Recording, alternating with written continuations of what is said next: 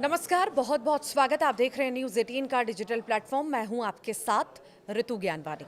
Switzerland के क्रेंस Montana resort में हुए अग्निकांड को 24 घंटे बीत चुके हैं, लेकिन अब तक 40 मृतकों की पहचान नहीं हो पाई है।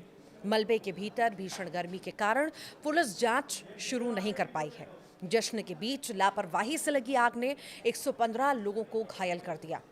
अपनों की तलाश में परिजन भटक रहे हैं, जबकि प्रशासन मृतकों की शिनाख्त के लिए कई दिन लगने की बात कर रहा है। हम उम्मीद करते हैं कि नया साल खुशियां लेकर आए, लेकिन स्विट्जरलैंड के आलीशान आल्प्स रिजॉर्ट क्रांस मोंटाना के लिए ये साल मातम की ऐसी इबारत लिख गया जिसे सदियां याद रखेंगी। हादसे को बीते 24 घंटे से ज्यादा का वक्त हो चुका है, लेकिन मंजर अब भी वैसा ही भयावह है। ले कॉन्स्टलेशन बार में कल तक संगीत की धुनें गूंजती थी। आज वहां सन्नाटा और जलने की बदबू पसरी है।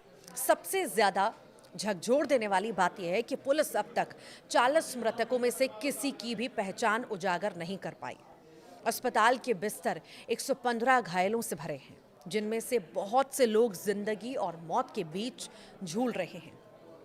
अधिकारी बेबस नजर आ रहे हैं, क्योंकि मलबे के भीतर तापमान और जहरीली गैस इतनी ज्यादा थी कि फॉरेंसिक एक्सपर्ट्स को अंदर जाने तक का मौका नहीं मिल सका।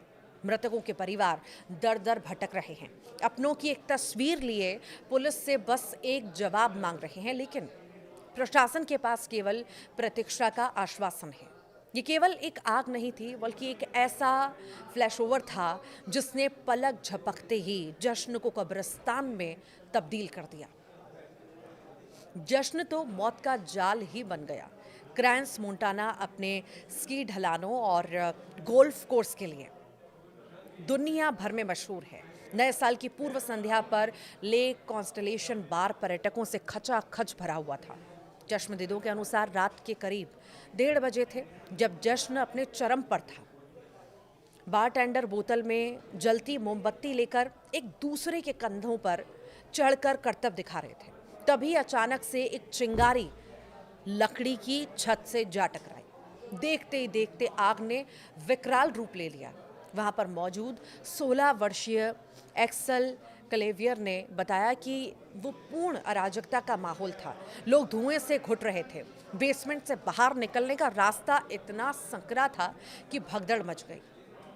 लोग एक दूसरे को रौंदते हुए जान बचाने के लिए शीशे तोड़कर बाहर कूदने लगे।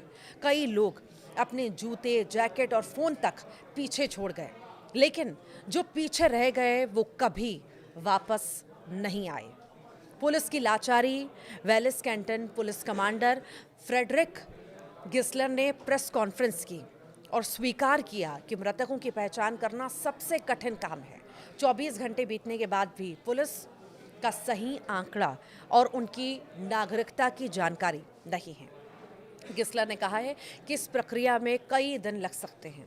अटॉर्नी जनरल बिट्राइस पिलॉड ने स्पष्ट किया है कि हालांकि ये कोई आतंकी हमला नहीं है, लेकिन बार की क्षमता से ज़्यादा भीड़ होना जांच का मुख्य हिस्सा होगा।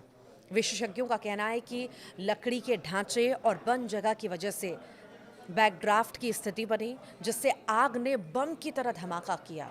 इसने अंदर मौजूद लोगों को बचने का मौका तक नहीं दिया। फिलहाल कोई गिरफ्तारी नहीं हुई है, लेकिन अज्ञात के खिलाफ जांच जारी है। अस्पतालों में हाहाकार है। बेबस परिजन यहाँ पर नजर आ रहे हैं। स्थानीय अस्पतालों के आईसीयू और ऑपरेशन थिएटर अपनी क्षमता से ज्यादा भर चुके हैं। वेलिस कैंटन सरकार के प्रमुख मैथियास रेनार्ड ने बताया कि घायलों की संख्या इतनी ज्यादा थी कि कई लोगों को एयरलिफ्ट कर देश के दूसरे हिस्सों में भेजना पड़ा। ये इलाका 2012 के उस बस हादसे की याद दिलाता है जिसमें 28 लोगों की मौत हो गई थी। एक कार फिर क्रांस मोंटाना दुख के साए में है। स्विट्जरलैंड के राष्ट्रपति गाई पारमेलिन ने इसे अकथनीय हिंसा और संकट का क्षण बताया है।